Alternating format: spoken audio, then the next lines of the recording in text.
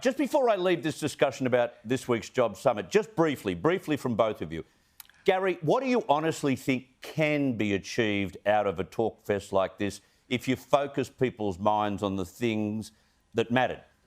Or am I being too hopeful?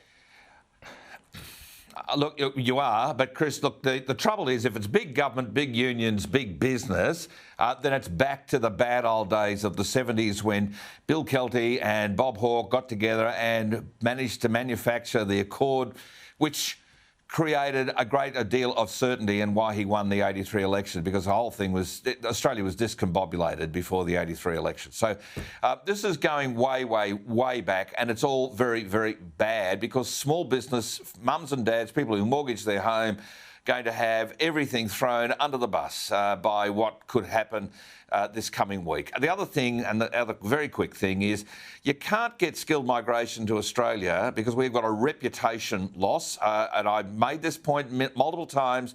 The Morrison government's decision to shut the borders may well have appeased a few people, but the reality, Chris, is that unless we have some big projects, some big purpose, nobody with big skills are going to come here because, yes, we've got beaches, but there's nothing for anybody to do other than what? Make hotel rooms? They're hardly skilled labour. They are people doing really important jobs, but Chris, we've got a fundamental problem. No big vision for Australia. So the Prime Minister needs to not only govern, but he needs to come up with the big picture thing that gets us all pumping, gets the economy going. Michael, did it surprise you when the ACTU Secretary flagged a return to 70s-style industry-wide bargaining? And what way will Labor go? What way will Anthony Albanese go after the summit if there is a tussle between what the ACTU is calling for and what business wants?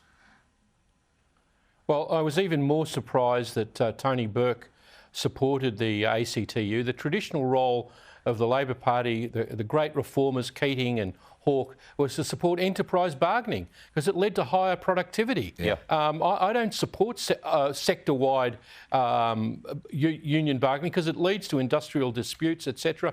And this is what Hawke, Kelty and Keating were trying to get away from. No, this is the wrong way to go. I'm in favour of setting a level of 200,000 high immigration, but enterprise bargaining, skills training, all of that kind of stuff, that's a better way than this blockheaded way of having whole sectors bargain.